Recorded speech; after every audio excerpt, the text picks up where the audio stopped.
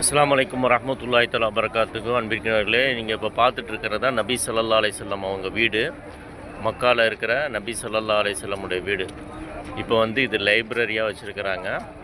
இதை வந்து இங்கே பார்த்து கொண்டு இருக்கிறீங்க. இன்ஷா அல்லாஹ் பார்க்காதவங்க இன்ஷா அல்லாஹ் பாருங்கள். சுற்றி பார்த்தீங்க அப்படின்னு சொன்னால் என்ன இருக்குது, மலைகள்.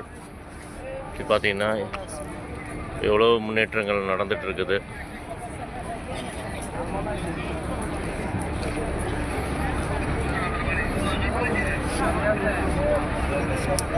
இதுதான் இன்ஷா அல்லாஹ் நபி ஸல்லல்லாஹு அலைஹி வஸல்லம் அவங்க வாழ்ந்த வீடு. இப்பொழுது லைப்ரரியாக இருக்குது. இன்ஷா அல்லாஹ் பார்க்காதவங்க பார்த்துட்டு துவா செய்யுங்க இன்ஷா அல்லாஹ். கூடிய வழியில்தான் ஒரு மூதாட்டி நபியவர்களின் மீது குப்பையை கொட்டுவார்கள்.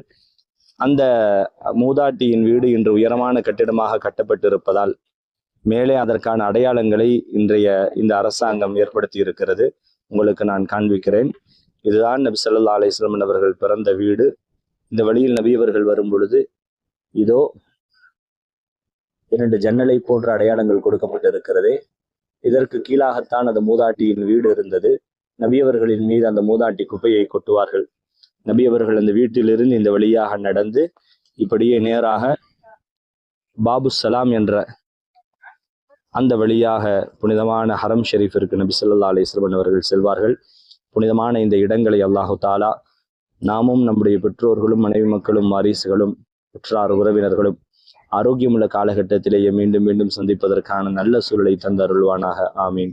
அஸ்ஸலாமு அலைக்கும் வரஹ்மத்துல்லாஹி தஆலா வபரகாத்துஹு. அஸ்ஸலாமு அலைக்கும்.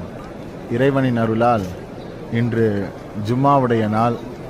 மக்கமா நகரில் ஹரமுடைய பகுதிகளில் புதிய கட்டிடம் ஒன்று கட்டி முடிக்கப்பட்டு இறைவனின் அருளால் ஹாஜிமார்களை எல்லாம் இன்று அந்த திசையின் பக்கம் தொழுவதற்காக திறக்கப்பட்டது.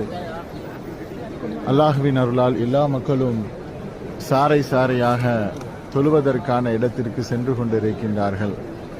யார் ஜும்மாவுடைய நாளில் குளித்துவிட்டு சுத்தமாகிவிட்டு ஒது செய்து பள்ளிவாசலிற்காக ஒவ்வொரு எட்டு எடுத்து வைக்கின்றாரோ அவருடைய பாவங்கள் மன்னிக்கப்படுகிறது என்றார்கள் ஸல்லல்லாஹு அலைஹி வஸல்லம் அவர்கள். இறைவன் அருளால் லட்சோப லட்ச மக்கள் ஒதுவோடு இறை ஆலயத்தை நோக்கி தங்களுடைய பாவங்கள் மன்னிக்கப்பட வேண்டும், தங்களின் மீது கடமையான ஃபரலான ஜும்மாவுடைய தொழுகையை நிறைவேற்ற வேண்டும் என்று ஹாஜி